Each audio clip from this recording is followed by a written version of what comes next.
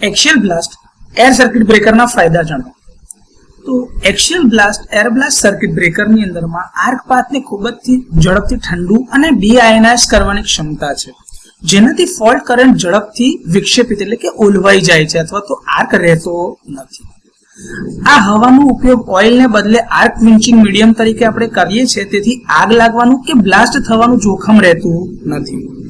આપણે જાણીએ છીએ હવા એક સ્વચ્છ, બિનઝેરી અને બિન પ્રદૂષિત મીડિયમ છે, જેના લીધે મેન્ટેનન્સ અને ઓપરેશનને સરળ બને છે। સમાન પ્રેશરાઇઝ્ડ એર સિસ્ટમ એટલે કે એક સરખું પ્રેશર આખા સિસ્ટમની અંદરમાં મળે છે, જેનો ઉપયોગ ક્વિન્ચિંગ મીડિયમ તરીકે આપણે કરીએ છીએ। તો એને બદલ્યા વગર આપણે મલ્ટિપલ ઓપરેશન એટલે કે એક કરતા વધારે વખત આપણે એનો ઉપયોગ કરી અને આર્ક ક્વિન્ચિંગ ઓપરેશન કરી શકીએ છીએ। ઓઇલ બ્રેકર્સની સાપેક્ષે જેમ કાર્બનાઇઝેશન થવું, કાં તો ઓઇલનો સ્લજ જામવો અને ક્વિન્ચિંગ મીડિયમને નુકસાન થવું, એ જે પ્રોબ્લેમ ઓઇલ સર્કિટ બ્રેકરમાં હતા એ આમાં થતા નથી, જેના પરિણામે મેન્ટેનન્સની આવશ્યકતાઓ ઓછી હોય છે। હવે બ્રેકરના જે કોમ્પોનન્ટ છે એના ઉપર ઘસારો થયા વિના વારંવાર ઓપન અને ક્લોઝ ઓપરેશન થઈ શકે છે।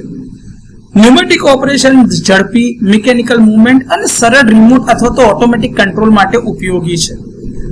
હવે હવાના પ્રવાહની જે એક્સિયલ દિશા જે છે તમામ કોમ્પોનન્ટ્સ અથવા તો કોન્ટેક્ટ પોઈન્ટ જે છે એના પર એક સમાન કુલિંગ અને એક સમાન રીતે અસરકારક રીતે આર્ક ઉલવવાની ખાતરી આપે છે।